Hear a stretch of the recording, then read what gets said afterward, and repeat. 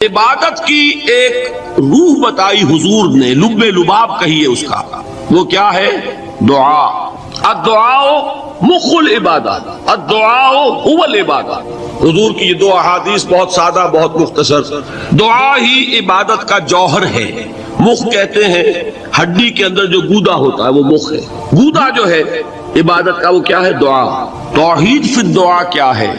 صرف اللہ کو پکارا جائے، اور شرک فی الدعا، جس کو بھی پکاریں گے آپ مدد کے لیے اس کو آپ نے معبود بنایا ہے۔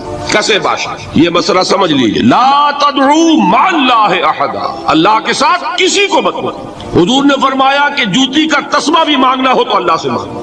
اللہ نے تو دروازہ کھولا ہوا ہے، جو چاہو مانگو، کسی اور سے مت مانگو۔ دیکھیے ایک علمی مسئلے اور ہوتے ہیں، یہ جو روحانیات کا معاملہ ہے، عالم ارواح میں کیا صورت ہے، ارواح صرف کہیں اللہ کے پاس کسی کولڈ سٹوریج میں ہے یا اس کا اس دنیا سے بھی کوئی تعلق ہے، یہ علمی مسائل ہیں۔ فرض کیجئے اس وقت کوئی ارواح یہاں موجود ہو، فرض کیجئے، میں اس کا انکار نہیں کروں گا، ہو سکتا ہے کہ ہو سکتا ہے کوئی روحانیت والا شخص بتا بھی دے کہ ہاں فلاں کی روح موجود ہے، ہوگی بھائی، اسے نظر آتی ہوگی، ٹھیک ہے۔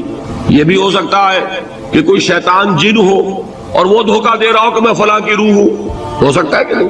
لیکن یہ بھی ہو سکتا ہے، وہ بھی ہو سکتا ہے، مجھے اس سے بحث نہیں۔ مجھے جس سے بحث ہے وہ یہ ہے کہ مجھے پکارنے کی اجازت نہیں ہے۔ ہوا کرے کسی کی روح موجود ہوا کرے، مجھے میرے رب کی اجازت نہیں ہے کہ میں اسے پکاروں۔ مدد مانگوں گا اللہ سے، دعا کروں گا اللہ سے، استغاثہ کروں گا اللہ سے، تکلیف کے لیے دہائی دوں گا اللہ کی۔ اب اللہ جس سے چاہے کروا دے، کسی روح کو بھیج دے، کسی فرشتے کو بھیج دے، مجھے کیا ہے؟ مجھے آم کھانے ہیں، پیڑ نہیں گننے۔ فلاں روح نے آگے کام کر دیا، کرے بھائی، میرا کام بننا چاہیے۔ اور فرشتہ آ گیا، اس نے کام بنا دیا، کرے، مجھے کیا غرض ہے اس سے؟ میرا کام بننا چاہیے۔ میرا مسئلہ یہ ہے کہ مجھے پکارنا ہے صرف اللہ۔ اللہ کو اس کی بھی قدرت ہے کسی کو نہ بھیجے، نہ کسی روح کو بھیجے، نہ ملائکہ کو بھیجے، بغیر کسی کے جو چاہے کر دے۔ اللہ کا مرضی ہے، وہ چاہے کسی روح کو بھیج دے، کسی فرشتے کو بھیج دے، مجھے اس سے غرض ہی کوئی نہیں۔ مجھے تو اپنی تکلیف کا دور ہونا مطلوب ہے، اس کے لیے میں پکاروں گا۔ سمجھ رہے؟ دیکھیے میں سادہ ترین کر رہا ہوں مسئلہ۔ عبد القادر جیلانی کی روح یہاں ہے یا نہیں؟ حضور کی روح انور یہاں ہے یا نہیں؟ یہ تو علمی مسئلہ ہو گیا نا۔ یہ فرشتے یہاں ہے کہ نہیں؟ کوئی اختلاف ہے؟ میں پکار سکتا ہوں اسے کہ بھائی ذرا میرا کام کر دینا۔ یہ کروں گا تو شرک موجود ہے، کرامن کاتبین ہے کہ نہیں؟ موجود ہونا نہ ہونا یہ مسئلہ علمی۔ جو اصل میں شرک سے متعلق مسئلہ ہے وہ یہ ہے کہ پکارنے کی اجازت نہیں۔ دیکھیے حضور کی ایک حدیث ہے، اور یہ ایک ہمارے لیے خوشخبری ہے۔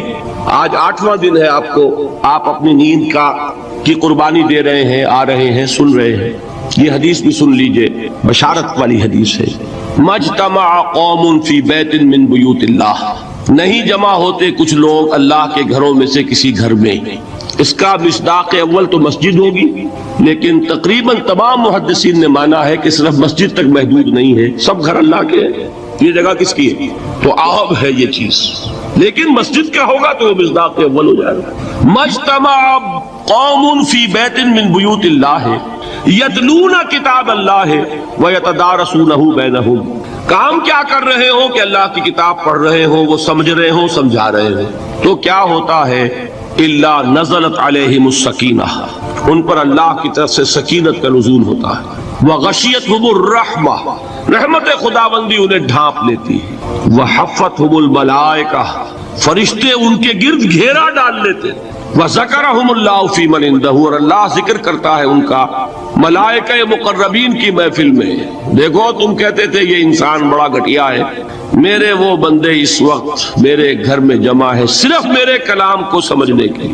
اللہ فخر کرتا ہے، ذکر کرتا ہے اللہ۔ والذین آمنوا اشد حبا للہ، جو حقیقتاً مومن ہے، جو واقعتاً ایمان کا رمز آشنا ہو گیا ہے، وہ سب سے زیادہ محبت کرتا ہے اللہ کے ساتھ۔ یہ اشد حبا للہ، یہ عبادت کا وہ باطنی روح والا پہلو ہے۔ اب ذرا آئیے سورہ زمر سے آگے چلیے۔ سورہ مومن کی میں صرف ایک آیت کا حوالہ دوں گا، وہ یہاں پر تباہ شدہ نہیں ہے، کیونکہ وہ میری گفتگو میں اس وقت اصل فوکس میں وہ پوائنٹ نہیں ہے، لیکن یہ کہ اس کو ضمن نوٹ کر لیجئے، کیونکہ حدیث میں آتا ہے کہ الدعاء مخ العبادہ، الدعاء هو العبادہ، دعا جو ہے وہ عبادت کا اصل جوہر، بلکہ اس سے بھی آگے بڑھ کر دعا ہی اصل عبادت، جس کو آپ پکارتے ہیں وہی آپ کا معبود ہے، جس کو آپ نے مشکل کشا سمجھا ہے وہی آپ کا معبود ہے، جس کو حاجت روا مانا ہے وہی آپ کا معبود ہے۔ یہ ہے وہ دعا کا پہلو۔ اس دعا کے ضمن میں اگرچہ قرآن مجید میں دوسرے مقامات پر لا تدعوا مع اللہ احدا، دیکھو اللہ کے سوا کسی اور کو مت پکارنا، اللہ کے ساتھ کسی اور کو شامل نہ کرنا، یہ شرک فی الدعا ہے۔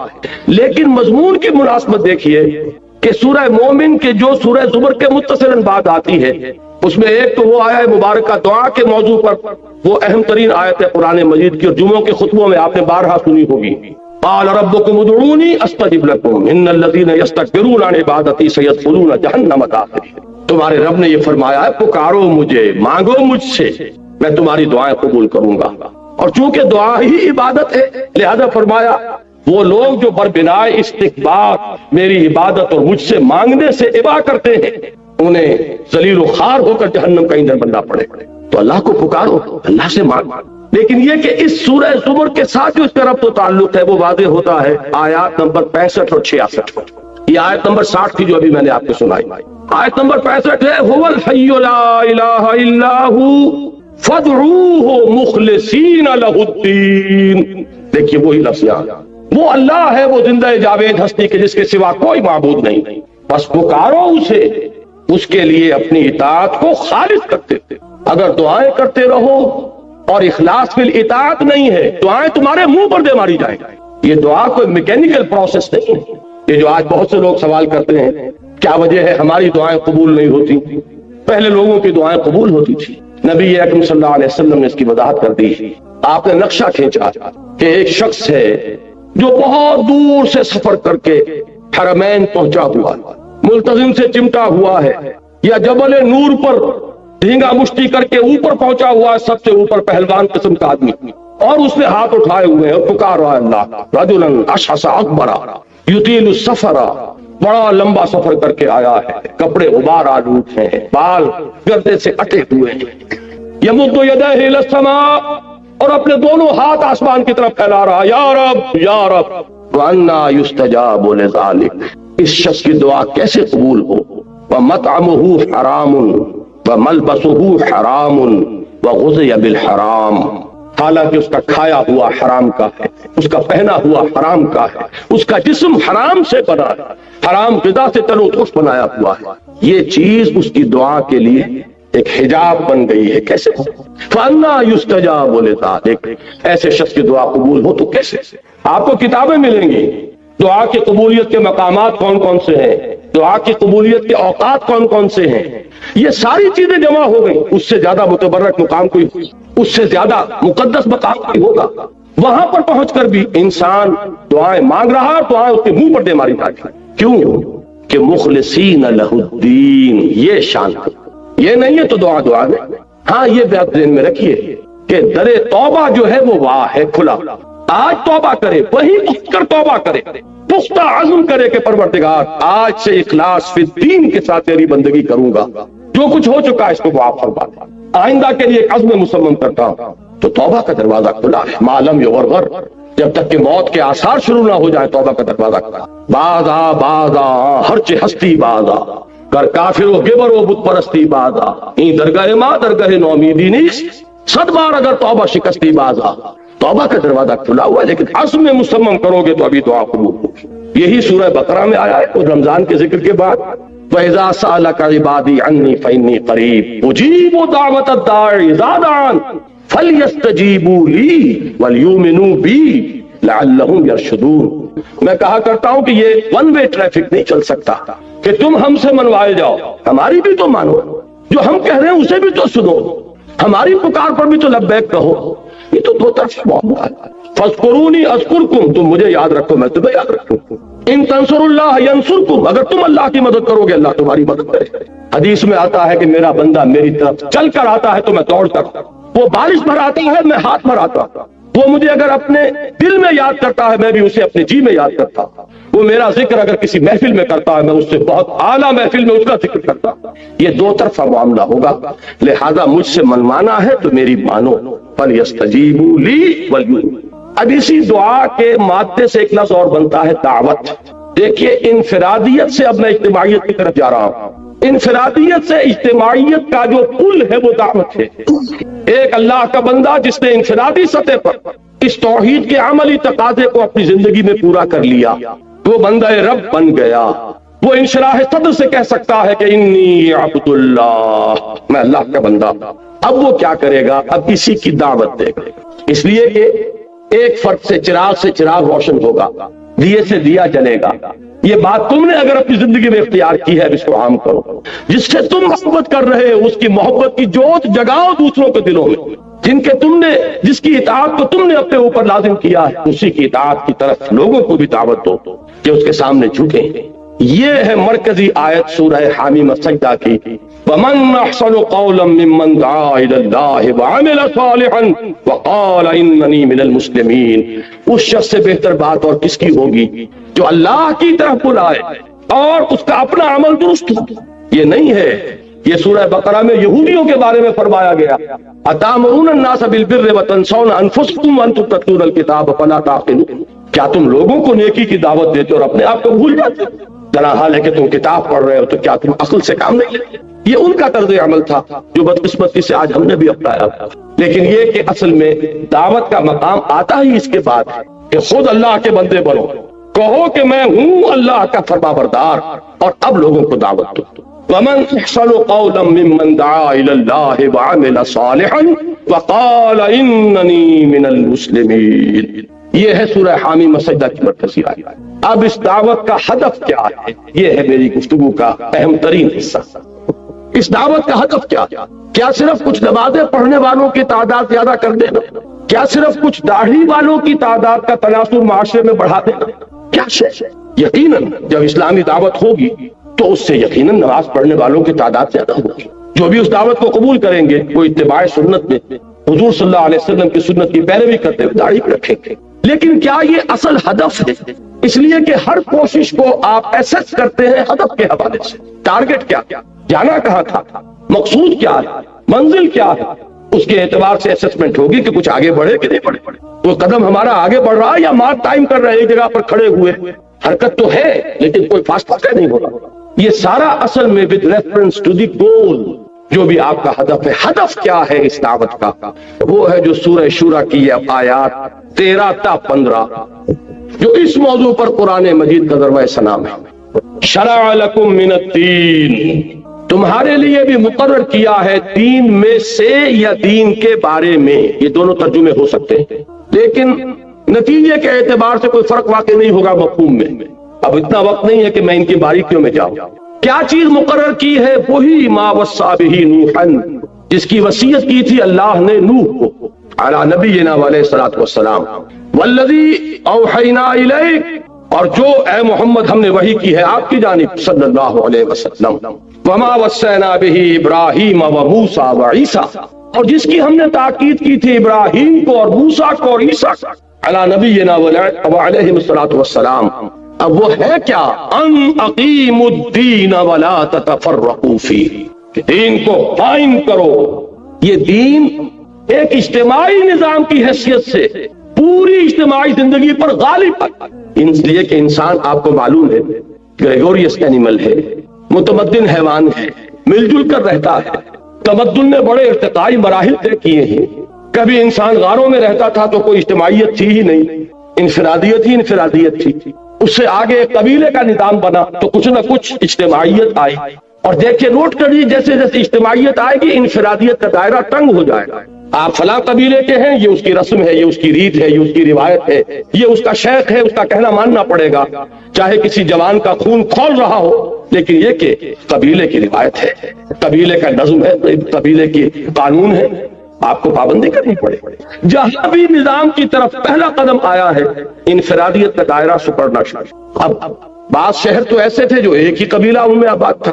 اس سے اگلا سٹیپ جو انسان نے لیا ہے اجتماعیت کی طرف، چند قبیلوں نے مل جل کر ایک شہر میں رہنا شروع کیا. اس سے وہ چیز وجود میں آئی جسے آپ شہری ریاست کہتے ہیں، سٹی اسٹیٹ۔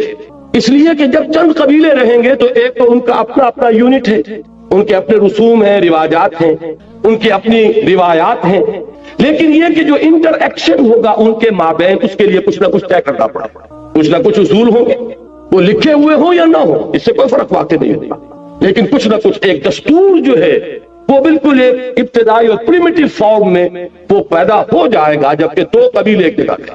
میں مثال دے دوں آپ کو، حضور صلی اللہ علیہ وسلم کی سیرت میں ہمیں یہ دونوں چیزیں بیک وقت نظر آتی ہیں، اس لیے کہ مکہ ایک قبیلے کا شہر تھا، وہاں صرف قرشی رہ سکتا تھا، یا قرشی کا غلام یا قرشی کا حلیف، کسی کی امان میں آپ آ گئے تو آپ رہ سکتے، تیسرا چوتھا کوئی کسی کیٹیگری کا آدمی وہاں نہیں رہ سکتا۔ وہ تھا ایک قبیلے کا شہر، تمدن کے اعتبار سے یہ زیادہ پریمیٹیو تھا۔ مدینہ منورہ 5 قبیلوں کا شہر تھا، تمدن کے اعتبار سے ایک سٹیپ فارورڈ، اس لیے کہ 3 قبیلے یہود کے آباد تھے، بنو نذیر، بنو قینقاع، بنو قریظہ، اور 2 تھے اصل عرب قبائل جو یمن سے آ کر آباد ہوئے، اوس اور خزرج۔ اب ظاہر بات ہے کہ ان کے مابین کچھ نہ کچھ طے ہوگا، قبیلے کا اپنا نظام تو چلے گا اپنی روایات کے مطابق، لیکن یہ کہ آپس میں معاملہ ہوگا تو کیسے ہوگا، کچھ نہ کچھ بات طے کرنی ہوگی۔ اب میں آپ کو ایک حدیث سنانے چلا ہوں جس میں ایک عجیب نقشہ سامنے آتا ہے کہ یہ مہدی جب ظاہر ہوں گے تو کس طور سے ظاہر ہوں، ان کے ظہور کی کیفیت کیا ہوگی، کیف یظہر۔ یہ روایت ہے حضرت ام سلمہ سے رضی اللہ تعالی عنہا، حضور کی زوجہ محترمہ ہیں، فرماتی ہیں ام سلمہ عن النبی صلی اللہ علیہ وسلم قال یکون اختلاف عند موت خلیفۃ، موت خلیفہ، حضور نے فرمایا ایک خلیفہ کی موت پر اختلاف واقع ہو جائے گا، خانہ جنگی ہو جائے گا، فَيَخْرُجُ رَجُلٌ مِّنْ أَهْلِ الْمَدِينَةِ حَارِبًا إِلَىٰ مَكَّةَ، پھر مدینے کے لوگوں میں سے ایک شخص نکلے گا، بھاگے گا اور جا کر پناہ لے گا اور چھپ جائے گا مکے میں، فَيَأْتِيهِ نَاسٌ مِّنْ أَهْلِ مَكَّةَ، پھر اس کے پاس آئیں گے اہل مکہ، مکہ کے لوگ، فَيُخْرِجُونَهُ، اور اسے نکالیں گے، جہاں وہ چھپے ہوئے ہوں گے وہاں سے نکالیں گے، وَهُوَ كَارِهٌ، اور وہ بالکل اس کو پسند نہیں کر رہے ہوں گے، نہ وہ خواہش مند ہوں گے کہ ان کے ہاتھ پر بیعت کی جائے، نہ وہ یہ چاہیں گے کہ وہ میدان میں آئے اور ان کو جو ہے اپنا لیڈر مانا جائے، وَهُوَ كَارِهٌ فَيُبَايِعُونَهُ بَيْنَ الرُّكْنِ وَالْمَقَامِ، لیکن لوگ جو ہے پھر اصرار کے ساتھ ان کے ہاتھ پر بیعت کریں گے رکن اور مقام کے درمیان۔ رکن وہ کونا ہے خانہ کعبہ کا جس میں حجر اسود لگا ہوا ہے، اور مقام ابراہیم جو ہے، ان دونوں کے مابین جو یہ علاقہ ہے یہاں پر وہ بیعت ہے۔ وَيُبْعَثُ إِلَيْهِ بَعْثٌ مِّنَ الشَّامِ، ان کے خلاف ایک لشکر بھیجا جائے گا شام سے۔ نہیں کہا جا سکتا کہ باسی حکومت اس وقت کی جو ہے اس کی طرف سے کوئی مسئلہ اس طرح کا اٹھ کھڑا ہو، اس لیے کہ ابھی تو بہرحال باسی حکومت وہاں ہے۔ فَيُخْسَفُ بِهِمْ بِالْبَيْضَاءِ بَيْنَ مَكَّةَ وَالْمَدِينَةِ، کہ اللہ تعالیٰ اس لشکر کو مکے اور مدینے کے درمیان وادی بیضاء میں دھسا دے گا، زمین کے اندر پورے کے پورے لشکر۔ فَإِذَا رَأَى النَّاسُ ذَلِكَ، جب لوگ یہ دیکھیں گے اتنی بڑی نشانی ظاہر ہو گئی، أَتَاهُ أَبْدَالُ الشَّامِ وَعَصَائِبٌ مِّنَ الْعِرَاقِ فَيُبَايِعُونَهُ، اب شام سے سارے کے سارے جو اولیاء اللہ ہیں وہ بھی آئیں گے، اور عراق سے جوق در جوق لوگ آئیں گے اور ان سے بیعت کریں گے۔ وَيَعْمَلُ فِي النَّاسِ بِسُنَّةِ نَبِيِّهِ، پھر وہ عمل کریں گے لوگوں کے مابین، حکومت کریں گے اپنے نبی کی سنت کے مطابق۔ وَيُلْقِي الْإِسْلَامُ بِجَنَانِهِ، اور اسلام اپنی گردن زمین پر ٹکا دے گا۔ وَالْأَرْضَ، فی الارض، زمین میں۔ فَيَلْبَسُ 7 سنین، پھر وہ 70 برس تک حکمران رہیں گے، 7 برس تک حکمران رہیں گے۔ ثُمَّ يُتَوَفَّى، پھر ان کا انتقال ہوگا۔ وَيُصَلِّي عَلَيْهِ الْمُسْلِمُونَ، اور مسلمان ان پر نماز پڑھیں گے۔ یہ جو میں نے آپ کے سامنے نقشہ کھینچا ہے، اس سے اب میں ایک نتیجہ نکالتا ہوں، اسے بھی میرا گمان کہیے، اختلاف بھی کر سکتے ہیں آپ، اگر اس کو وزنی سمجھے تو قبول بھی کر سکتے ہیں۔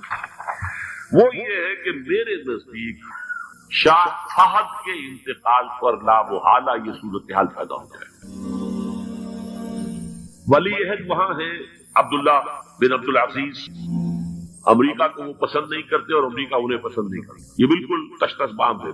امریکہ نے لازماً جس طریقے سے اپنے پنجے گاڑے ہیں سعودی عرب کے اندر، اپنا فوجی اڈا بنایا ہے، وہ آسانی کے ساتھ وہاں سے اپنے پنجے ہٹانے کے لیے تیار نہیں۔ ایک حدیث میں آتا ہے قرن الشیطان، نجد سے شیطان کا سینگ برآمد ہوگا، وہ شیطان کا سینگ ہے، جو میزائل وہاں پر لگے ہوئے ہوں گے اس وقت، در حقیقت وہ سارے کے سارے جو ہے وہ شیطان کے سینگ ہیں۔ بہرحال کوشش وہ کرے گا کہ جیسے کہ اس نے جارڈن میں کیا، کتنے عرصے سے وہاں شاہ حسین کا چھوٹا بھائی حسن جو ہے وہ ولی عہد تھا، عین وقت کے اوپر آ کر اور پتہ نہیں کیسی کیسی دوائیاں دے کر اسے لے کر آئے ہیں شاہ حسین کو، مرتے ہوئے کو تھوڑی دیر زندہ رکھنے کے لیے، اور وہ تبدیلی کروا کر جو ہے واپس لے گئے۔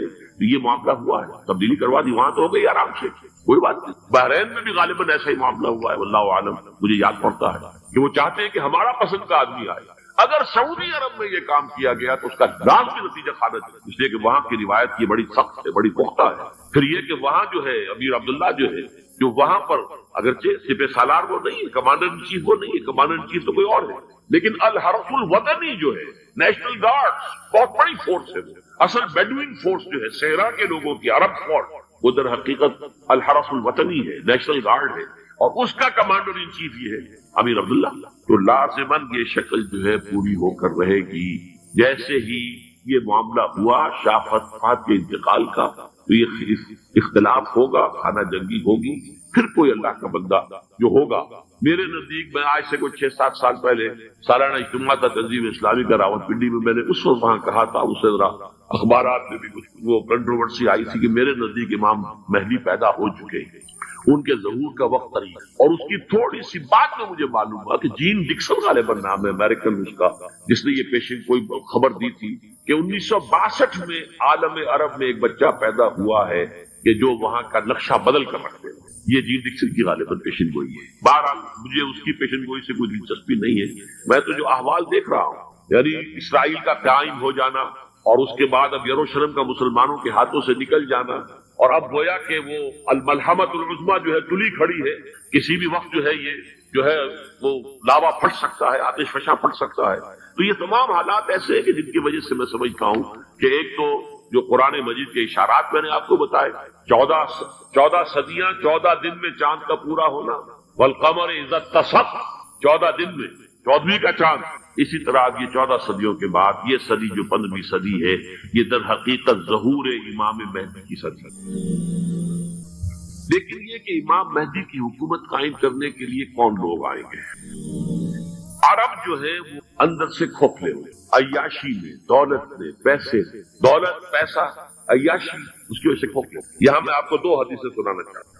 سنن ابن ماجہ کی روایت ہے حضرت ابو ہریرہ سے رضی اللہ تعالی عنہ، قال قال رسول اللہ صلی اللہ علیہ وسلم اذا وقعت الملاحم بعث اللہ بعثا من الموالی هم اکرم العرب فرسا واجودہ سلاحا یوید اللہ بہم الدین، رواہ ابن ماجہ عن ابی ہریرہ رضی اللہ تعالی عنہ۔ جب ملاحم کا دور شروع ہوگا تو اللہ تعالیٰ اٹھائے گا ایک لشکر یا لشکروں پر لشکر، موالی میں سے۔ موالی کون؟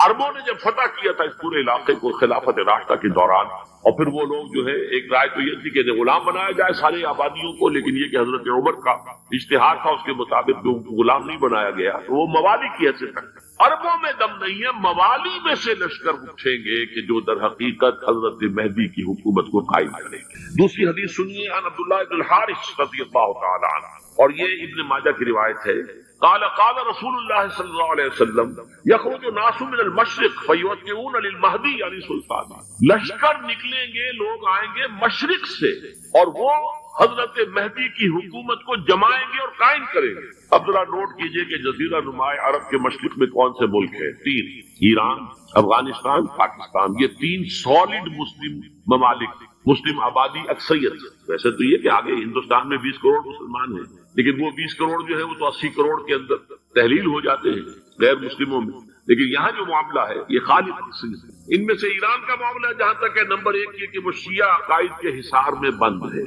اس سے ادھر ادھر ہونا اس کے لیے ممکن نہیں۔ اب نوٹ کر لیجئے، یہ کتابیں اگر آپ پڑھنا چاہیں تو کتاب الملاحم میں پڑھیے۔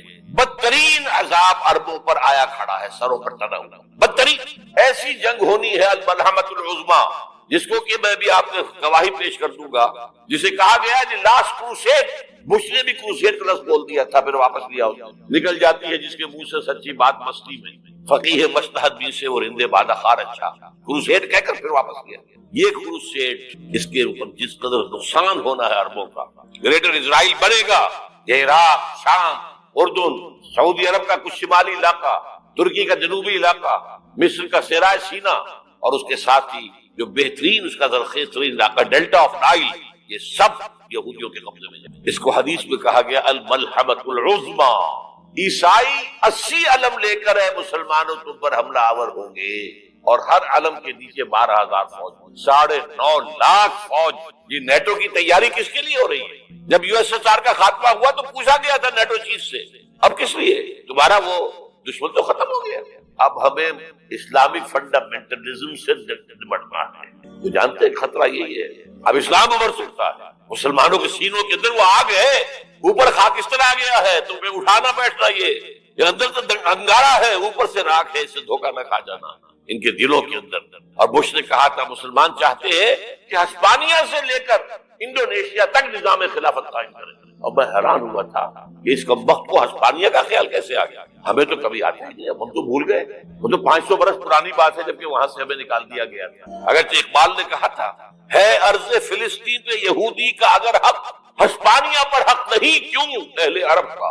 ہسپانیہ میں تو 800 سال حکومت کی مسلمان، اور ابھی 500 برس ہی گزرے ہیں۔ یہودی تو ارض مقدس سے 2000 سال نکالے گئے، انہیں لا کے آباد کیا گیا، عربوں کے سینے میں خنجر پھونک دیا گیا۔ وہ چھوٹا سا جو چاہتا کرتا، کوئی پوچھنے والا نہ۔ امریکہ جیسے اپنے بیٹے کی حفاظت کرے ویسے کرتا ہے، اور حضور نے فرمایا ہے وہ جنگ جب ہوگی تو ایک باپ کے اگر 100 بیٹے ہوں گے تو 99 ختم ہو جائیں گے، ایک بچے۔ یہ حدیث صحیح۔ اور آپ نے فرمایا ویل للعرب من شر قد اقترب، عربوں کے لیے ہلاکت، عربوں کے لیے بربادی ہے اس شر سے جو قریب آ چکا۔ اور آج جس طرح انہوں نے ان کی تہذیب کو اختیار کر لیا، دبئی جا کر دیکھیں، بدترین مغربی معاشرہ جو ہے وہ دبئی کے اندر اپنے قائم کر کے نکالا۔ اب سعودی عرب اس راستے پر بڑھ رہا ہے، اور اس کے بعد نمبر 2 پر جو ہے ہم پاکستانی ہیں۔ لیکن میں اس کے پہلی بات جو کہہ رہا ہوں وہ تو یقینی ہے، اس میں تو احادیث صحیحہ اگرچہ اس کے بعد پانسا پلٹے گا، پھر حضرت مہدی کا ظہور ہوگا، حضرت عیسیٰ کا نزول ہوگا، اور وہ گریٹر اسرائیل گریٹر گریو یارڈ بنے گا یہودیوں کا، ایک ایک یہودی قتل ہوگا اور دفن ہوگا۔ یہ بات نہیں ہونا ہے، میں پہلی بات بات کر رہا ہوں۔ وہ پانسا پلٹے گا جب پلٹے گا، ابھی جو سامنے ہے وہ کیا ہے؟ جس ملحمۃ العظمیٰ کہا حضور نے، جسے آرمگیڈون کہتے ہیں عیسائی۔ آرمگیڈون کی اگر کہیں جا کر آپ دیکھیں گے، آپ ڈکشنری میں مانی کیا لکھا ہے؟ A very big war which will be fought between the forces of evil and good before the end of this world۔ اس دنیا کے خاتمے سے پہلے خیر اور شر کی قوتوں کے درمیان بہت بڑی جنگ ہوگی۔ ارمجدون اسے کہتے ہیں عربی میں، اور آرمگیڈون اسے کہتے ہیں انگریزی۔ اور یہ بائبل کی آخری کتاب کے اندر جو اس میں کہ مکاشفات یوحنا، ریولیشنز آف سینٹ جان، یہ تو میں کہہ رہا ہوں یقین کے ساتھ، اور زیادہ دور نہیں آیا چاہتا۔ اس لیے کہ یہودیوں کا اور عیسائی جو کنزرویٹوز ہیں، نیو کنزرویٹو، ان کا 5 نکاتی ایجنڈا ہے متفق علیہ، جس کے تحت یہ جنگ صلیبی شروع کی گئی ہے۔ تو سن لیجئے آپ، آرمگیڈون نمبر 1، گریٹر اسرائیل قائم ہو جانا اس کے نتیجے میں نمبر 2، مسجد اقصی اور قبۃ الصخرہ کو گرانا نمبر 3، وہاں تھرڈ ٹیمپل، وہ مسجد جو حضرت سلیمان نے بنائی تھی 1000 قبل مسیح میں، پھر برباد کی تھی نبوکدنضر نے، دوبارہ بنائی گئی، پھر دوبارہ ختم ہوئی 70 عیسوی تک گری پڑی ہے۔ ان کا خانہ کعبہ گرا ہوا ہے 70 عیسوی سے لے کر آج تک۔ ایک دیوار ہے ویلنگ وال، جہاں جاتے ہیں، روتے ہیں، پیٹتے ہیں، ماتم کرتے ہیں، وہاں وہ بنے گا تھرڈ ٹیمپل۔ اور نمبر 4، اس میں لا کر رکھا جائے گا تخت حضرت داؤد۔ یہ تخت کہاں ہے اس وقت؟ یہ لندن شریف کے اندر جو ان کی پارلیمنٹ کا جو چرچ ہے، ویسٹ منسٹر ایبے، اس میں رکھا ہوا۔ ایک پتھر تھا جس پر بٹھا کر حضرت داؤد کی تاج پوشی ہوئی، پھر حضرت سلیمان کی ہوئی، پھر وہ پتھر رکھ دیا گیا جب حضرت سلیمان نے بنایا ہیکل مسجد اقصی، وہاں رہا ہوا۔ ہر بادشاہ جو تھا یہودی اسی کے اوپر بٹھا کر اس کو تاج پوشی ہوتی۔ سن 70 میں ٹائٹس نے گرایا اسے، ہیکل کو، وہ پتھر لے گیا، وہاں سے روم گیا، روم سے آئرلینڈ گیا، آئرلینڈ سے اسکاٹ لینڈ آیا، اسکاٹ لینڈ سے انگلینڈ آیا، اور اب وہ رکھا ہوا ہے 14ویں صدی سے آج تک۔ وہ ویسٹ منسٹر ایبے میں رکھا ہوا، ایک کرسی کی سیٹ میں اسے بنا دیا گیا ہے تخت کی شکل۔ اب انگریزوں میں کوئی ملکہ ہو، کوئی بادشاہ ہو جس کی بھی تاج پوشی ہونی اس میں ہو، یہ لا کر رکھا جائے گا تھرڈ ٹیمپل۔ اور اس پر یہودیوں کے خیال کے مطابق ان کا مسیحا آئے گا جو مسیح دجال، عیسائیوں کے خیال کے مطابق حضرت عیسیٰ آئیں گے، وہ ہمارا بھی خیال ہے حضرت عیسیٰ آئیں گے علیہ السلام۔ بہرحال یہ تو بات کی بات ہے، اس وقت جو میں عرض کر رہا ہوں عربوں پر بہت بڑا عذاب، اور پاکستان کا معاملہ بنتا ہی ہے، میں یقین سے نہیں کہہ سکتا۔ ہینگنگ ان دی بیلنس، ہو سکتا ہے اللہ تعالیٰ ہم پر رحم ہو سکتا ہے، اگرچہ اس کی کوئی شرائط ہے۔ جمل کے مالک اگر بنا لے موافق اپنا شعار، اب جمن میں آ سکتی ہے پلٹ کر جمن سے روحی بہار، اب ہو سکتا ہے۔ اور یہ بھی ہو سکتا ہے کہ اللہ تعالیٰ نے معجزانہ طور پر ہمیں ملک دیا، ہم نے اللہ سے بدعہدی کی، وعدہ خلافی کی، غداری کی، لہذا سزا دی جائے اور ہم سے یہ ملک چھین لیا جائے. اس جسٹ دور نہ سمجھیے، انہونی بات نہ سمجھیے. جو گھیراؤ ہو رہا ہے آپ کے مغرب میں نیٹو فورسز اور مشرق میں بھارت فورسز، بھارتی فورسز گدھوں کی طرح بیٹھے ہوئے انتظار کر رہے ہیں پاکستان اور ڈیسٹیبلائز ہو جائے، یہاں اور بدامنی ہو جائے. اب لاہور میں پھر آج دھماکے ہو گئے. 2 دن پہلے کا دھماکہ میں سہ کے آیا ہوا ہوں آپ کے سامنے. وہ جانے بچی جو ہماری اکیڈمی کا حشر ہوا میں آپ کو نہیں بتا سکتا. یہ سارا کیوں ہو رہا ہے؟ تاکہ یہاں بدامنی ہو جائے اور ہمیں جواز مل جائے. مغرب سے نیٹو فورسز داخل ہو جائیں، مشرق سے بھارتی فورسز آ جائیں اور ہمارے ایٹمی دانت توڑ کر اور پھر ہمیں بھارت کے سامنے ڈال دیا جائے. نو ڈو ایز یو لائک. یہ ان کا نقشہ ہے. ہوگا کیا؟ وہ اللہ جانے. ہوگا وہ جو اللہ چاہے گا. لیکن اللہ کا چاہنا جو ہے وہ کس پر منحصر ہے؟ یہاں انقلاب برپا کرو، یہاں اسلام لاؤ. اگر دھندوں میں لگے رہو گے تو وہ خود بخود نہیں آ جائے گا. صحابہ نے جانیں دی تھی، کتنی تکلیفیں اٹھائی تھی. 12 برس تک مکی دور کے اندر با نشہ درویشی در ساز و دمادم سن جو پختہ شبی خدرا بر سلطنت جم سن. یوم طائف یاد ہے جو حضرت عائشہ فرماتی ہے کہ میں نے پوچھا تھا حضور سے کہ یوم احد سے زیادہ سختی بھی آپ پر کبھی آئی؟ یوم احد پر کیا ہوا؟ تلوار کا وار پڑا تھا آپ کے چہرے مبارک. یہ جو رخسار کی ہڈی ہے اس کے اندر وار گیا ہے. اوپر خود کی 2 کڑیاں تھی، وہ اس میں گھس گئی. 2 دندان مبارک شہید. وہ خود کی کڑیاں ایک صحابی نے اپنے دانتوں سے پکڑ کر کھینچنے کی کوشش کی، دانت نکل گئے، وہ نہیں نکلی. کیا جتن کر کے نکالی گئی ہوگی تو خون کا فوارہ آیا. اتنا خون گیا ہے کہ آپ بےہوش ہو گئے، گر گئے. اور مشہور یہ ہو گیا کہ آپ کا انتقال ہو گیا، شہادت ہو گئی. یہ سیرت کبھی پڑھی ہے؟ حضرت عائشہ کے ہوش کا تو یہی دور تھا نا. یوم طائف میں جو کیا تھی بچی تھی، انہیں کیا پتا کیا ہو رہا ہے حضور کے ساتھ. 3 دن تک مکے کی گلیاں اور وہاں کے اوباش لوگ پتھراؤ کر گئے تھے اس امید میں کہ شاید وہاں کا کوئی سردار ایمان لے آئے. تو یہاں تو ابو طالب بھی فوت ہو گئے. یہی دنیاوی سہارا تھا، خاندانی سہارا تھا ابو طالب کے ذریعے. اور گھر میں ایک دلجوئی کرنے والی رفیقہ حیات تھی، وہ کا بھی انتقال. آپ نے کہا یہ عام الحزن ہے. اب تو سب کو طے ہو گیا قریش میں کہ اب جیسے قتل کر دو. اسی لیے آپ گئے طائف. شاید وہاں کا کوئی بڑا سردار مانے ایمان لے آئے مجھ پر تو میں اپنا برکت ادھر شفٹ کر دوں. تینوں سے ملے ہیں، تینوں نے وہ جواب دیے نکل جاؤ یہاں سے، میں تمہارے ساتھ بات بھی کرنے کو تیار ہوں. اچھا تمہارے سوا کوئی نہیں ملا تھا اللہ کو نبی بنا کر بھیجنے کے لیے؟ دیکھو جاؤ، میں بات بھی کرنا چاہتا ہوں، ہو سکتا ہے میں بے عزتی کر بیٹھوں، واقعی تم اللہ کے نبی ہو تو میں مارا جاؤں گا. جاؤ جاؤ جاؤ. یہ سلوک محبت کے ساتھ. اور پھر چھوکروں کو، اسٹریٹ ارچنز جنہیں آپ نے اشارہ کیا تھا، خبر لو پتھراؤ ہو رہا ہے. ساتھ میں ہے ہی ایک آدمی زید ابن حارثہ. اب سامنے سے پتھر آ رہے ہیں تو حضرت زید آگے آ جاتے ہیں، ڈھال بنتے ہیں. مجھے لگے پتھر حضور کو رہے، اب پیچھے سے آ رہے ہیں. چاروں طرف سے تو ڈھال نہیں بن سکتا. جسم لہو لہا، خون جا کر جوتیوں میں جم گیا ہے، جوتی اتر نہیں. پھر وہاں سے واپسی میں دعا مانگی، اللہم الیک اشکو ضعف قوتی وقلت حیلتی وہوانی علی الناس. اے اللہ تیری جناب میں فریاد لے کر آیا ہوں اپنے قوت کی کمی کا، اپنے وسائل کی کمی کا، اور جو ذلت و خواری ہو رہی ہے لوگوں کے ساتھ. الا ملتقنونی، مجھے کس کے حوالے کر دیا. الا بعیدی یتجہمونی،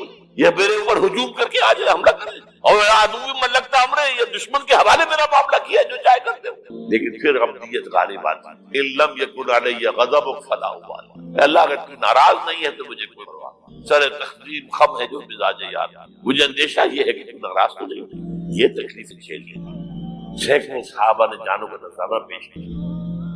احزاب کی جنگ میں فاقوں پر فاقے ہو رہے ہیں اور ان فاقوں کی حالت میں خندق کھودنے کا حکم ملا ہے. لوگوں کی کمریں دوہری ہو رہی ہیں، پتھر باندھے ہیں اپنے پیٹوں سے، اپنی چادروں کے ساتھ کس کر قبر دوہری. اور جب صحابہ خدانے چلا رہے ہیں تو کیا کہہ رہے ہیں؟ نحن الذین بایعوا محمدا علی الجہاد ما بقینا ابدا اللہم لا عیش الا عیش الاخرہ. صحابہ کہتے تھے ہم وہ لوگ ہیں جنہوں نے محمد سے بیعت کی ہے کہ جہاد کرتے رہیں گے جب تک جان میں جان نکل جائے تو بات ہو. جان ہے، چاہے ابھی بھوک سے کمر دوڑی ہوئی جا رہی، جان تو ہے.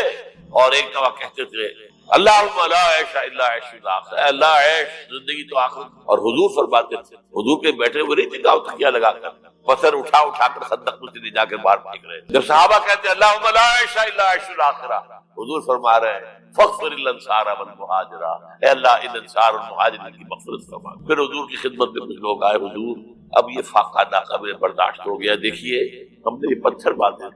حضور نے کرتا اٹھا کر دکھایا، وہاں 2 پتھر ہو. یہ ایسی آپ اس چیز کو سیرت نبی صلی اللہ علیہ وسلم. بہرحال اس موضوع پر میری ایک کتاب ہے منہج انقلاب نبوی. یہ انقلاب کیسے آیا تھا، اگر دل میں ذرا بھی آرزو پیدا ہو گئی ہو کہ اللہ قبول کر لے مجھے قبول کر لے اس کا، تو وہ کتاب آپ کے لیے مست کا۔ محمد ادریس صاحب، بخاری شریف میں حضور پاک کا ارشاد ہے کہ اس طرح نماز پڑھو جس طرح تم مجھ کو نماز پڑھتے دیکھتے ہو۔ سوال یہ کہ حضور نے کس طرح نماز پڑھی، جبکہ بخاری شریف میں حضور نے رفع یدین کی نماز پڑھی ہے۔ بخاری شریف میں حضور نے رفع یدین کی نماز پڑھی ہے۔ دیکھیے، حضور نے مختلف طریقوں اختیار کیے مختلف اوقات میں۔ اب صحابہ کا طرز عمل یہ ہوتا تھا کہ مثلاً ایک روایت آتی ہے کہ ایک صحابی حضور سے ملنے آئے، تو بدوی تھے، دیہات کے آدمی تھے۔ انہوں نے حضور کو دیکھا کہ آپ کا گریبان کھلا ہوا تھا، آپ نے بٹن لگائے ہوئے نہیں تھے۔ پھر انہوں نے ساری عمر اپنے گریبان کے بٹن نہیں لگائے کہ میں نے محمد کو اس طرح دیکھا ہے صلی اللہ علیہ وسلم۔ اب یہ ان کا جذبہ ہے، ان کی نیکی ہے، اتباع کا جذبہ ہے۔ یا ایک سفر میں کسی کو دیکھا، کسی نے دیکھا کہ حضور ایک درخت کے نیچے سے ہو کر گزرے، اب وہ جب بھی جاتے تھے ادھر اس کے نیچے سے ہو کر گزرتے تھے، چاہے اس کی کوئی مقصد نہیں، لیکن یہ بھی ایک اتباع کا جذبہ۔ تو اس میں یہ ہے کہ نماز کی بعض چیزیں ایسی ہیں کہ جن میں معلوم ہوتا ہے کہ حضور کچھ اس میں رد و بدل کرتے رہے۔ کبھی آپ نے ہاتھ بالکل کھلے چھوڑ کر بھی نماز پڑھی ہے، کبھی آپ نے ہاتھ نیچے باندھے ہیں، کبھی اوپر باندھے ہیں۔ اسی طریقے سے رفع یدین کبھی ایسا بھی ہوا ہے کہ آپ نے وہ کی ہے جیسے کہ اہل حدیث حضرات کرتے ہیں، اور جیسے کہ یہ شیعہ کرتے ہیں وہ اس سے بھی زیادہ کرتے ہیں رفع یدین۔ اہل حدیث سے آگے ہیں، وہ بہت آگے ہیں رفع یدین کے اندر۔ اور ایک رائے یہ ہے کہ حضور نے آخری زمانے میں آ کر سارے رفع یدین چھوڑ دیے تھے، سوائے یہی جو تکبیر تحریمہ کے بعد ہے۔ اب یہ روایات، اب یہ بحث ہو جائے گی علمی، کس روایت کا کیا مقام ہے، کس کی کیا حیثیت ہے۔ بخاری شریف میں جو روایت ہے وہ یہی ہے رفع یدین کی، جو آپ صحیح کہہ رہے ہیں۔ لیکن یہ کہ بخاری شریف واحد کتاب تو نہیں ہے حدیث کی، مصنف عبد الرزاق ایک کتاب ہے، اور اسی طریقے سے اور اس میں یہ کہ امام مالک کے پیروکار، حالانکہ امام مالک مدینے کے دارالہجرہ کے امام ہیں، وہ رفع یدین نہیں کرتے۔ امام شافعی کے کرتے ہیں، امام مالک کے نہیں کرتے، امام ابو حنیفہ کے نہیں کرتے۔ تو ان چیزوں میں بہت زیادہ پریشان ہونے کی ضرورت نہیں ہے۔ اصل جو معجزہ ہے حضور کا اور اسلام کا وہ یہ ہے کہ 1400 برس گزر گئے، لیکن نماز کے ضمن میں اتنا اختلاف نہیں ہے کہ تمام مسلمان باجماعت نماز نہ پڑھ سکیں۔ دیکھیں، رفع یدین کرنے میں جماعت ٹوٹتی نہیں، آپ نے کیا یا نہیں کیا، جماعت کی فارمیشن برقرار رہی۔ فرض کیجئے کوئی شخص یہ سمجھتا کہ پہلے سجدہ ہے پھر رکوع ہے، تو اب یہ دو آدمی ساتھ نماز نہیں پڑھ سکتے، جن میں سے ایک کے نزدیک پہلے رکوع ہے پھر سجدہ ہے، دوسرا یہ سمجھتا ہے کہ نہیں پہلے سجدہ ہے پھر رکوع ہے، نہیں ہو سکتی، ان کی جماعت اب جمع نہیں ہو سکتی۔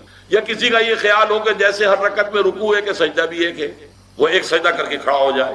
اب ظاہر بات ہے دوسرا شخص جس کے نزدیک دو سجدے ہیں وہ ایک اور سجدہ کرے گا، فارمیشن ٹوٹ گئی، اب وہ ساتھ نماز نہیں پڑھ سکتے۔ 1400 برس بیت گئے، مشرق بعید سے مغرب بعید، پوری دنیا، آج تو کوئی کونا ہے ہی نہیں جہاں مسلمان نہ ہو۔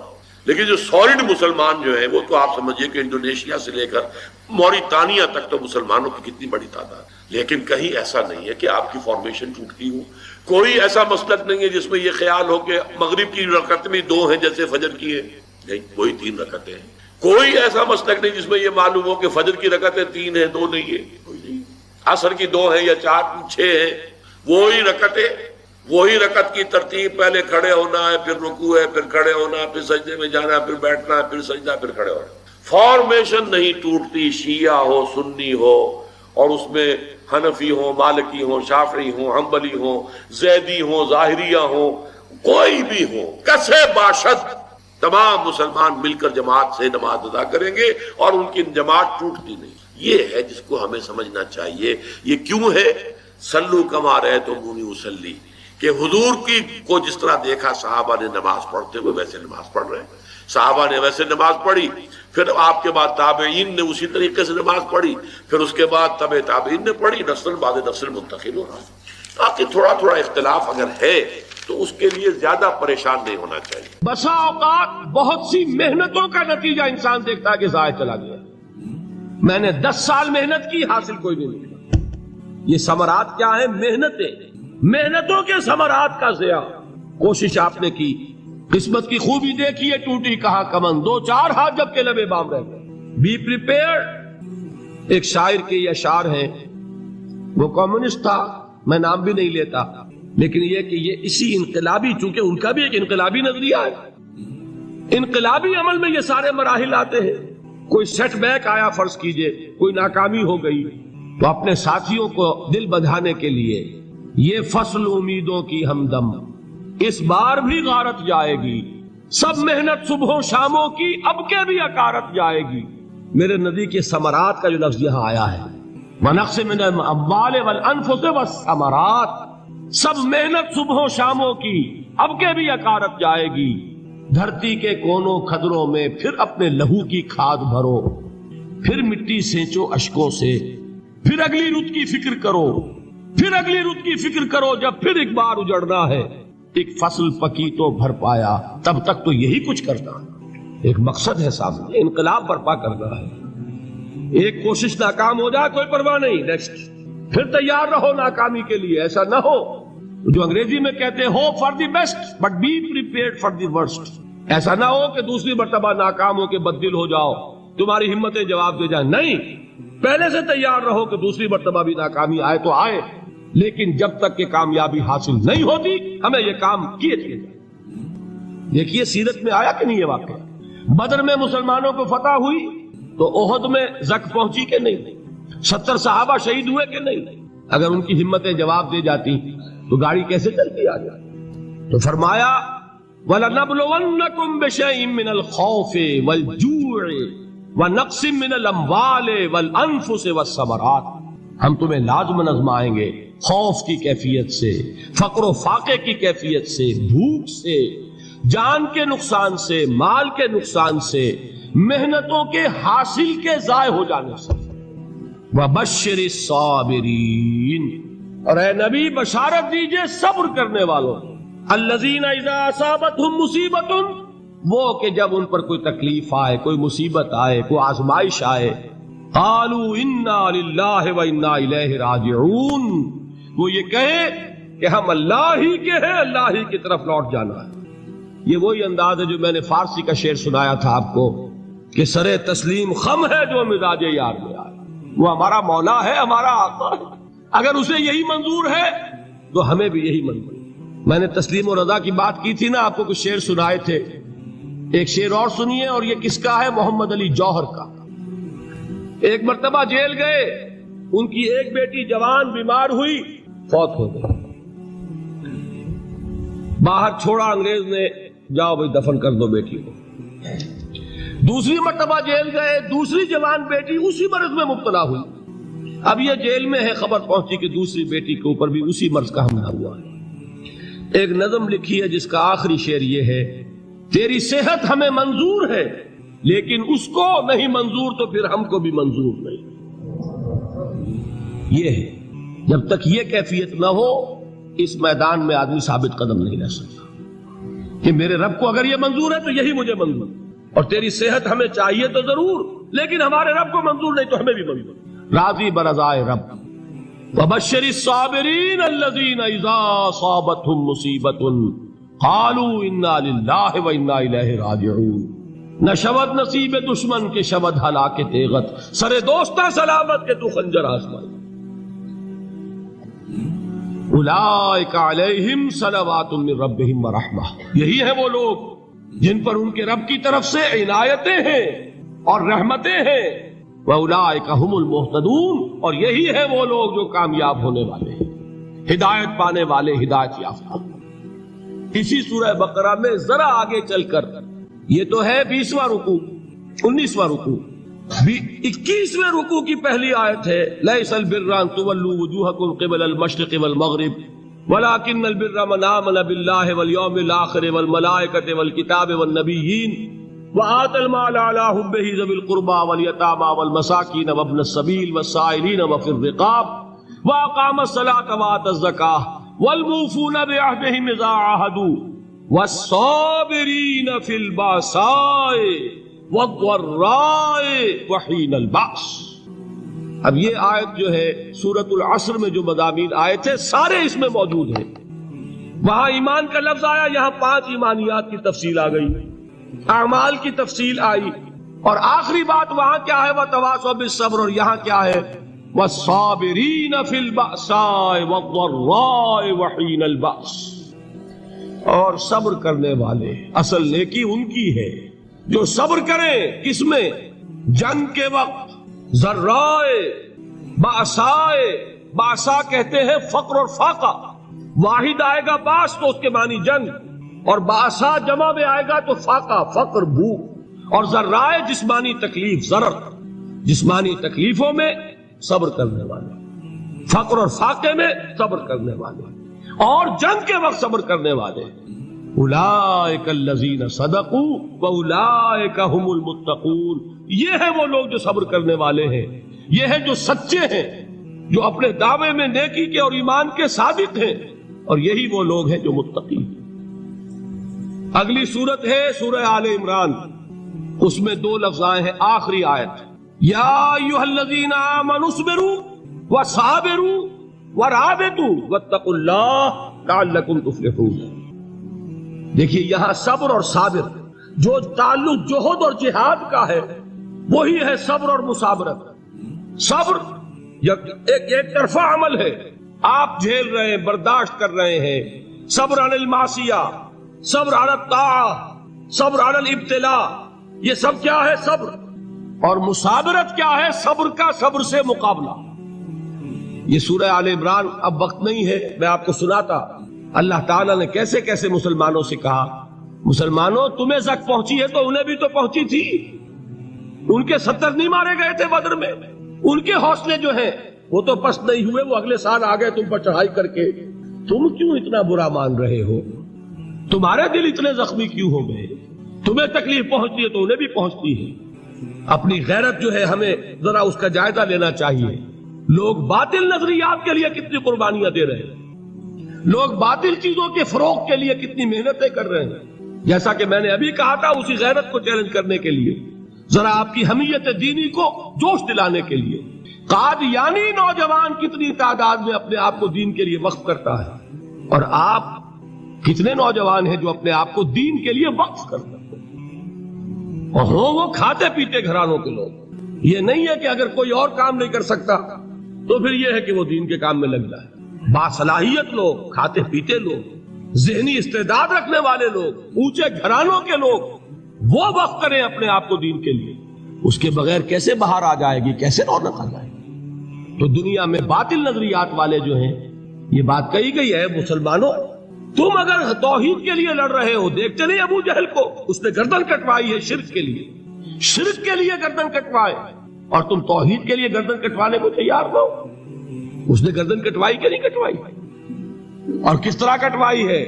کیونکہ بڑا متکبر قسم کا، فرعون قسم کا شخص تھا، جب گردن کاٹنے لگے تو کہتا ہے ذرا نیچے سے کاٹنا، تاکہ جب تم نیزے کے اوپر چڑھاؤ میرے سر کو تو اونچا نظر آئے، معلوم ہو سردار کا سر۔ وہ بدبخت مرتے ہوئے بھی جو اس کی کیفیت تھی نا، اس کو ذہن میں رکھی۔ تو یہ اس لوگوں نے قربانیاں دی، جانے دی، تو فرمایا اگر تم ان سے زیادہ قربانی نہیں دو گے، جو نوٹ کر لیجئے اس کو، مجرد اگر حق کو غالب کرنا اللہ کے ذمے ہو تو آنے واحد میں غالب کر دے گا، تمہیں تکلیف ہی دینے کی ضرورت نہیں۔ سمجھ رہے؟ کیا اللہ کے مقابلے میں کوئی باطل کی طاقت ٹھہر سکتی ہے؟ یہ تمہارے ایمان کا امتحان ہے، یہ تمہارے خلوص کی آزمائش ہے، یہ تمہارے امتحان کا ثبوت درکار ہے کہ اللہ تعالیٰ دیکھنا چاہتا ہے تم اس کے لیے اپنی جانیں قربان کرنے کو تیار ہو کہ نہیں، تم اس کے لیے تن من دھن لگانے کو تیار ہو کہ نہیں۔ اور یہ جان لو کہ اگر کفار اور مشرکین اور ملحدین اور باطل نظریات والے وہ جو کچھ قربانیاں اپنے باطل نظریات کے لیے دے رہے ہیں، ان سے زیادہ اگر تم نہیں دو گے تو حق غالب نہیں ہوگا۔ انہوں نے جو صبر کیا ہے اپنے باطل نظریات پر، اگر تم اس سے زیادہ صبر کا ثبوت نہیں دو گے اپنے اس حق پر تو حق غالب نہیں ہوگا۔ اس لیے فرمایا یا ایھا الذین آمنوا اصبروا وصابروا، نہ صرف یہ کہ صبر کرو بلکہ صبر میں اپنے دشمنوں سے آگے نکلو، ان کے صبر سے بڑھ کر صبر کرو۔ ورابطوا، مرابطہ کہتے ہیں چوکس رہنا، ہوشیار، پہرا دو، ایسا نہ ہو کہ دشمن جو ہے غفلت میں تمہارے اوپر کوئی حملہ جو ہے کر بیٹھے۔ واتقوا اللہ، اور اللہ کا تقوی اختیار کرو، لعلکم تفلحون، تاکہ